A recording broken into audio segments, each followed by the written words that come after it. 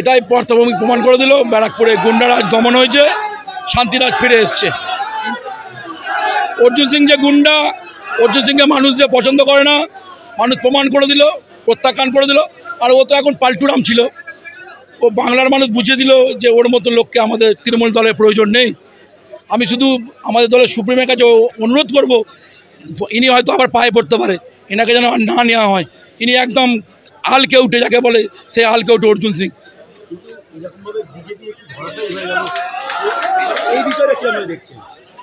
এটা বাংলার মানুষ শান্তির পক্ষে।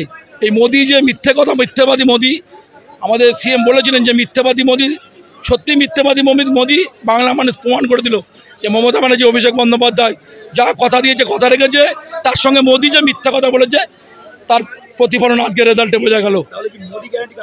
না, মোদি গ্যারান্টি কোথায় কাজ করলো? মোদি 420, মোদি 420 কাজ করলো, মোদি গ্যারান্টি কাজ করেনি। অভিষেক গ্যারান্টি, মমতা গ্যারান্টি কাজ করলো এখানে। আর আশা রেখে কী হবে? পগার পার 400 বার বলেছিল না, মমতা ব্যানার্জি বলেছে পগার পার, ওই পগার পার।